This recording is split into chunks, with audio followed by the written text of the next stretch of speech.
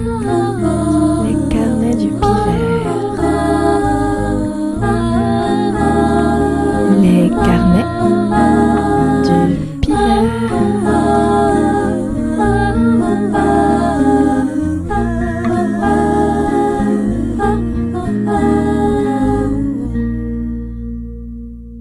Bonjour et bienvenue sur les carnets du pivert, le podcast qui picore à l'écorce de la littérature. Vous écoutez l'épisode 9 et je suis Between the Books. Ce podcast est un lieu de réflexion libre et personnelle sur la littérature. J'y partage avec sincérité ce que j'apprends, ce que je lis et ce que cela suscite comme question chez moi.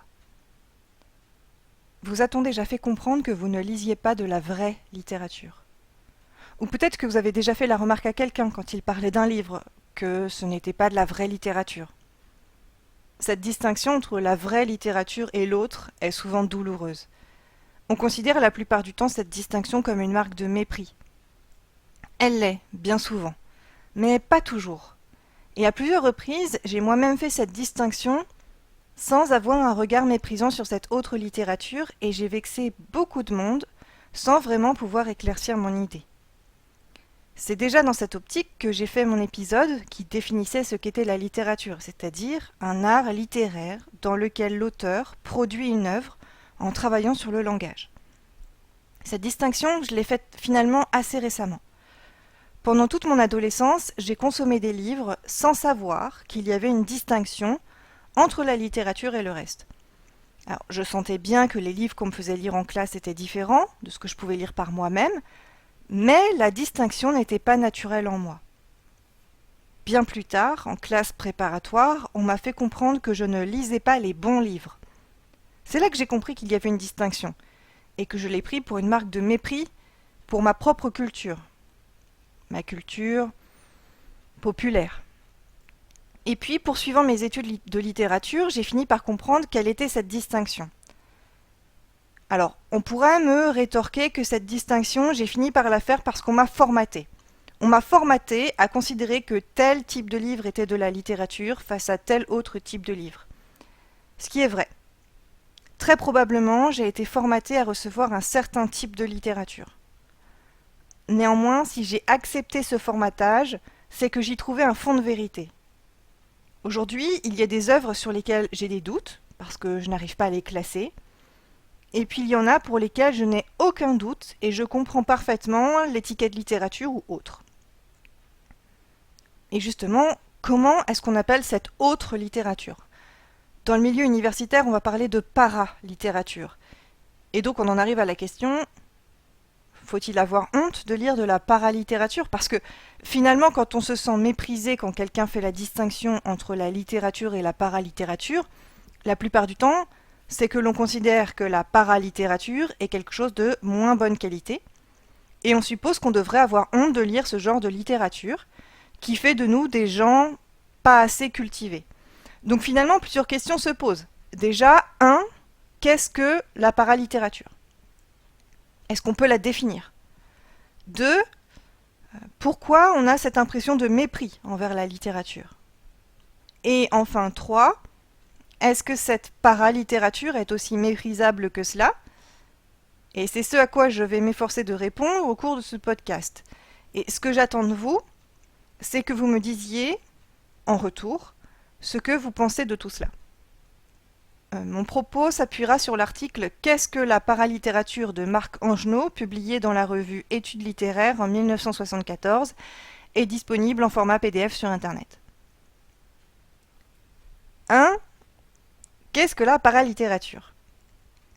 Alors, roman populaire, roman feuilleton, roman pour ménagères de moins de 50 ans, roman de gare, etc. C'est sous ces termes très hétéroclites qu'on désigne en général la paralittérature. On peut déjà remarquer que ces noms renvoient soit au public, soit au mode de diffusion. Le seul point commun qui semble rassembler toutes ces expressions, c'est le jugement implicitement négatif qui porterait sur l'absence de dimension esthétique, caractéristique propre à la littérature. Le terme même de paralittérature et son préfixe para marque bien qu'il s'agit d'une production repoussée à la marge de la littérature, qui n'est pas validée par l'étude scientifique. On peut aussi remarquer, quand même, que les rayons de bibliothèque qui suivent le classement Dewey ne font aucune distinction de ce genre. La question reste donc, comment distingue-t-on ce qui rentre dans la vraie littérature de ce qui va être rejeté dans les limbes de la paralittérature? Tout est l'affaire de la critique, de préjugés, de critères esthétiques implicites. Bref, ça reste pas très clair et pas très objectif. 2. Pourquoi la méprise-t-on? Puisque les critères qui permettent de discriminer la littérature du reste ne sont pas clairement et objectivement établis, pourquoi est-ce qu'on la méprise? Il y a, à mon avis, 3 raisons. Une formelle, une finale et une sociale. La raison formelle renvoie aux critères esthétiques.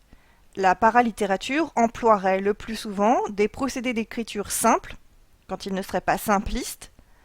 Elle se caractériserait par ses clichés, ses stéréotypes et ses ficelles scénaristiques. C'est d'ailleurs pour cela qu'elle peut se subdiviser en catégories qui correspondent plus ou moins à des formats attendus. La raison formelle découle de la raison finale. À l'origine, la paralittérature est liée à la production de masse. Or, la dimension commerciale, en principe, s'oppose totalement à la dimension artistique. Il y a de nombreux exemples d'une production formatée par une demande, que cela soit dans la littérature de jeunesse ou dans la littérature pour adultes. On peut penser par exemple à la vague des romans érotiques qui a suivi le succès de 50 nuances de Grey, ou encore toute la production dérivée d'une série télé ou d'un jeu à succès. Enfin, dernière raison qui à mon avis a entraîné cette déconsidération de cette production, la raison sociale. Comme on l'a dit, la paralittérature n'est pas reconnue par le milieu universitaire, ni par les institutions scolaires ou culturelles. D'ailleurs, le terme de littérature populaire renvoie à une notion de masse, qui s'opposerait à une élite intellectuelle. On pense alors à une littérature de la facilité pour des lecteurs pas très cultivés. On nage en plein cliché, non? 3. La paralittérature est-elle méprisable? S'il y a une différence plutôt objective, de qualité esthétique, entre un livre produit en masse pour répondre à une volonté de marketing et un livre dont l'œuvre s'est efforcée de travailler la langue et le style, est-ce pour autant honteux de lire de la paralittérature? Non, chacun lit ce qu'il veut. Évidemment, ça m'agace quand on compare le dernier Musso en disant qu'il est nettement plus cool à lire qu'un roman de Balzac. C'est un peu comme dire qu'un plat surgelé de grande surface est bien meilleur qu'un plat de restaurant gastronomique. Chacun ses goûts, mais ne comparons pas l'incomparable. La mauvaise littérature, entre guillemets, comme le roman policier, la SF, la fantaisie, la littérature de jeunesse, gagne progressivement ses lettres de noblesse. Mais la frontière a toujours été floue. Dumas, Balzac, Zola étaient feuilletonistes. Et surtout, cette paralittérature a influencé la littérature, le cinéma, l'art du récit en général, en fondant des archétypes. Prenons l'exemple du roman fleuve Les Mystères de Paris d'Eugène Sue, publié entre 1842 et 1843. Le succès a été immense. Tout le monde dévorait les épisodes des Mystères de Paris, même les illettrés qui s'en faisaient lire les extraits publiés dans le journal.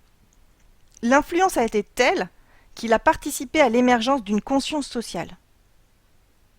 Et on peut aussi retrouver son influence dans Les Misérables de Victor Hugo. On se rend compte que la littérature populaire est en réalité lue par tous et traverse les milieux sociaux.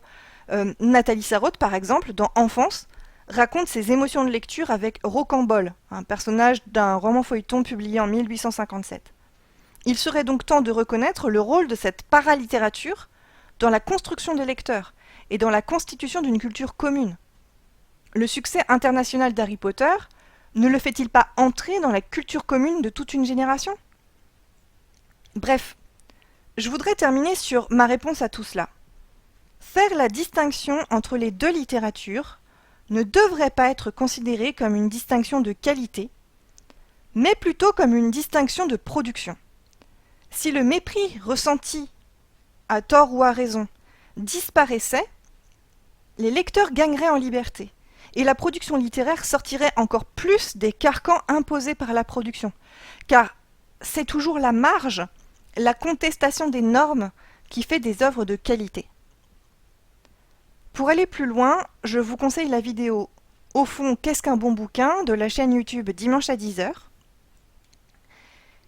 Et je vous demande, et vous, qu'est-ce que vous pensez de cette distinction ? N'hésitez pas à échanger avec moi à propos de la paralittérature. Et pour cela, vous pouvez me retrouver sur mes réseaux sociaux, Instagram, Facebook, où je suis présente sous le nom Between the Books. Vous pouvez aussi me retrouver sur mon blog betweenthebooksentouren.wordpress.com. Abonnez-vous au podcast sur les plateformes d'écoute, comme Encore ou Spotify ou bien d'autres, pour être notifié et retrouver le nouvel épisode dès sa sortie. Si vous aimez ce podcast, si vous voulez le soutenir et m'aider à le développer, la meilleure façon de le faire, c'est de le partager. Alors, envoyez-le à une personne que vous pensez pouvoir être intéressée par ce podcast. Diffusez-le sur vos réseaux sociaux et faites-le connaître. Je vous remercie et je vous dis à bientôt. Les carnets du pivert. Les carnets